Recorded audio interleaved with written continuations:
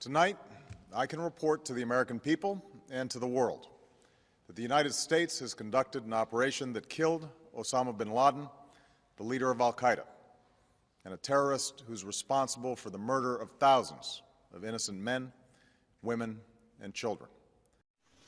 እንደ ኤሮፓውያን አቆጣጠር ሜይ 1 2011 ኦሳማ ቢን ላደን በሀገረ ፓኪስታን አባራባድ በሚባል ከተማ አንድ ሰፊ ግቢ ውስጥ ይገኛል። በግቢው ውስጥ ዶሮዎች፣ ላሞች፣ የጓሮ አትክልቶችና ዓለም በእጅጉ የምትፈልገው ሰው ኦሳማ ቢን ላደንና የእርሱ 16 የቤተሰብ አባላት በዚያ መሽገው ይገኛሉ። ነገር ግን ኦሳማ ቢን ላደን በዚያ እንደሚገኝ ለእርሱ በጣም የቀረቡ ሰዎች ብቻ ነው የሚያውቁት። ኦሳማ ቢን ላደንና ቤተሰቦቹ በዚያ ቤት ውስጥ ላለፉት 5 ዓመታት ኖረዋል። ከዓለም እይታ ተሰውሮ ለመቆየት ከፍተኛ ጥረት አድርገዋል።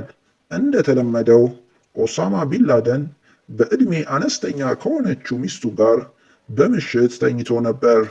ከ3 ዓመት ልጃቸው ጋር ከባድ እንቅልፍ ውስጥ ነበሩ። ከሌሊቱ 7 ሰዓት አካባቢ በተኛ ክፍል ውስጥ ባለ መስኮት የብርሃን ብልጭታና ድምፅ ይቀሰቅሳቸዋል። የቢን ላደን ባለቤት የራስጌውን መብራት ልታበራ ስትል ቢን ላደን ያስቆማታል። ቢን ላደን ድምፁ የመብረቅ ሳይሆን የሄሊኮፕተር እንደሆነ አውቋል። ቢን ላደን ደንግጧል። AK-47 ሽጉጡ ጥይት አልነበረውም። አሟሟቱን ብቻ ሳይሆን የኦሳማ ቢን ላደን የግሉ ሃርድ ድራይቭ ውስጥ 3 ቴራባይት ስለሚሆነው የአልቃይዳ ቡድን ዝርዝር መረጃን በዚህ ቪዲዮ እናያለን። የአሜሪካ ኔቪ ሲል ኦፔራ የተሰኘ የዩቲዩብ ቻናል ሲሆን ዓለም ላይ የሚገኙ አስገራሚ አስደናቂ ነገሮችን በሚገርም ትንተና አቀርብላችኋለሁና ላይክ፣ ሼር፣ ሰብስክራይብ ማድረግ እንዳይረሳ። ኦሳማ ቢን ላደንን ለመግደል በቤቱ ከገቡበት ሰዓት ጀምሮ ቢበዛ 30 ደቂቃ ብቻ እንዲቆዩ ይፈቀድላቸዋል። ከ30 ደቂቃ በላይ በቦታው መቆየት አላስፈላጊ ችግር ውስጥ ይከታቸዋል። የኦሳማ ቢን ላደንን ቤት እየፈተሹ ሳለ ዴስክቶፕና ሃርድ ድራይቭ ሲያገኙ ከእቅዳቸው በመውጣት የተለያየ መረጃ የያዙ ኤሌክትሮኒክ ዲቫይስ በመሰብሰብ ለሲአይኤ ያስረክባሉ። መረጃዎችን ለመረዳት አረብኛ የሚናገር የሲአይኤ አባላት በስራው ላይ ተሳትፈዋል። በኦሳማ ሃርድ ድራይቭ ላይ ከቤተሰቡ ጋር ጊዜ ሲያሳልፍ የሚያሳይ ቪዲዮዎች፣ የተቆራረጡ የዜና ምስሎች እና የአልቃይዳ ፕሮፓጋንዳ እና የመሳሰሉትን መረጃዎች ይዟል። ከዚህ በተጨማሪ የሲአይኤ ኤጀንቶች የአልቃይዳ አባላት የተለዋወጧቸውን መልእክት የሚያሳይ መረጃ አግኝተዋል። የአልቃይዳ አመራሮች መልእክት የሚለዋወጡት በእጅ በተጻፈ የወረቀት ደብዳቤ ነበር። ይህን በእጅ የተጻፈ የወረቀት ደብዳቤ በአልቃይዳ አመራሮች መካከል የሚያደርሱ መልእክት አድራሾች ነበሩ። ኦሳማ ቢን ላደን ለደህንነቱ ሲባል በተደበቀበት ጊዜ ሁሉ ኢንተርኔት አይጠቀምም ነበር። የተጻፈውን ደብዳቤ የሚያደርሱት ሰዎች መልእክቱን በፍጹም ማንበብ አይፈቀድላቸውም። ኦሳማ ቢን ላደን መልእክቱን ያመጣውን ሰው በአካል አያገኘውም ነበር። ይህ መልእክት የመቀባበል ዘዴ አደገኛ ቢሆንም አልቃይዳ ለ10 ዓመታት ይህን ዘዴ በመጠቀም መልእክት ተለዋውጠዋል።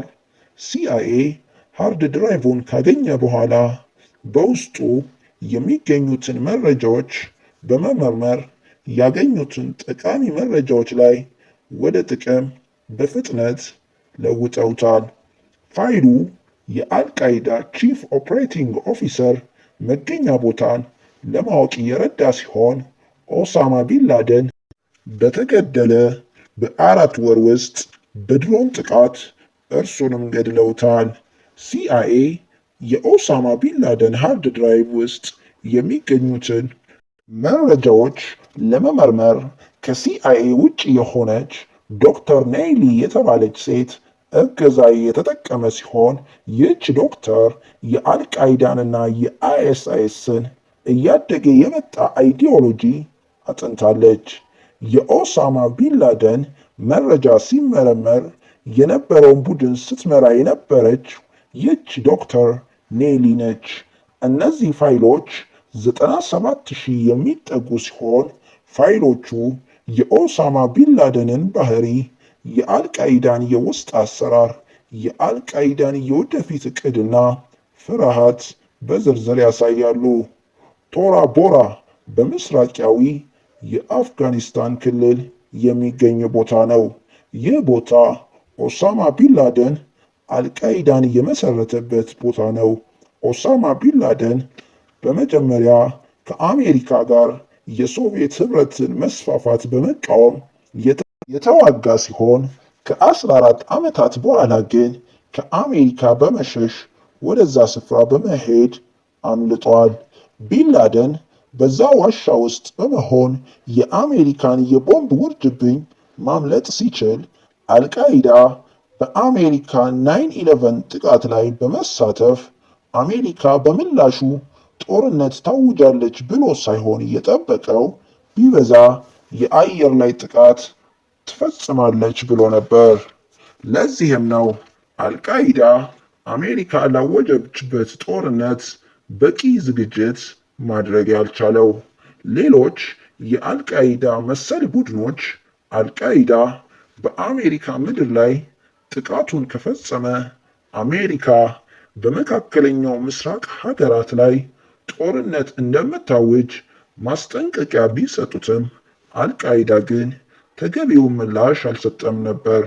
አልቃይዳ የ9/11 ጥቃትን የፈጸመው አሜሪካ በምላሹ ደንግጦ ከአብዛኛው የእስላማዊ ሀገራት ላይ ያላትን የጦር ኃይል ታነሳለች በሚል እሳቤ ነበር። ነገር ግን በተቃራኒው አሜሪካ ጦርነት እንድታውጅ አስገድዳት። ይህ ክስተት ብዙ የአልቃይዳን ዋና አመራሮችና የአልቃይዳ ተዋጊዎችን ለሞት የዳረገ ክስተት ነበር። ኦሳማ ቢንላደን እስኪገደል ድረስ አልቃይዳ የጂሃድ ርዕዮተ ዓለም ዋና መሪና አቀንቃኝ ተደርጎ ይታሰብ ነበር። ለዚህም ምክንያቱ ሀያሏን ሀገር አሜሪካን በ9/11 ጥቃት ምክንያት ምን ያህል ለጥቃት ተጋላጭነቷን በማጋለጡ ብዙ ሰዎች አልቃይዳ ከነበረው አቅም በላይ ትልቅ የጦር አቅም ያለው ቡድን አድርገው እንዲያስቡ አድርጓቸዋል። አልቃይዳ በውስጡ በነበረው መከፋፈል የተነሳ ቀጣይነት ያለው ዓለም አቀፋዊ የሆነ የሽብር ጥቃት መፈጸም አልቻለም ነበር። ይህን መረጃ በኦሳማ ቢንላደን የሃርድ ድራይቭ ፋይል ውስጥ የተገኘ ሲሆን ፋይሉ አልቃይዳ እንደ ኤሮፓውያን አቆጣጠር ከ2004 እስከ 2011 ዓመተ ምህረት ዓለም አቀፋዊ የሆነ የሽብር ጥቃት ለመፈጸም የሚያስፈልግ ሪሶርስ እና የሰው ኃይል አቅም እንዳልነበረው ይገልጻሉ። አልቃይዳ ከውጭ ሲታይ አንድነት ያለው ቡድን ቢመስልም ከአጋር ቡድኖች ጋር አለመግባባት ውስጥ ገብቶ ነበር። የአለመግባባቱ ምክንያት ሽብር የሚፈጽሙበት እቅድና ስትራቴጂ መለያየት፣ በመካከላቸው መተማመን አለመኖር ነው። ከዚህ በተጨማሪ የኦሳማ ቢንላደን ሃርድ ድራይቭ የሽብር ጥቃቶች በራሱ ቢንላደን ወይም በአልቃይዳ ከፍተኛ አመራሮች ቀጥተኛ ትዕዛዝ የተፈጸሙ እንዳልነበሩ ፍንጭ ይሰጣል። በተመሳሳይ ጊዜ የአልቃይዳ ቡድን አባል የነበሩ የተወሰኑ ክፍሎች ከኦሳማ ቢንላደን በስትራቴጂ ወይም በእቅድ ዙሪያ ባለመስማማታቸው በመገንጠልና ከአሜሪካ እይታ ውጪ በመሆን ማደግ ጀምረው ነበር። ይህ ቡድን በስተመጨረሻ ከኦሳማ ቢንላደን ትዕዛዝ መቀበል አቆመ። ይህ ቡድን አሁን አይኤስአይኤስ በመባል ይታወቃል። ለአስርት ዓመታት ኦሳማ ቢንላደን እና ቤተሰቡ ከአሜሪካ እይታ ውጪ በመሆን ከአሜሪካ ጋር የአይጥና ድመት ጨዋታ ሲጫወቱ ቆይተዋል። የኦሳማ ቢንላደን ፋይል ላይ ቢንላደን ምን ያህል ለቤተሰቡ የሚጨነቅና የሚያስብ ሰው መሆኑን ያሳያል።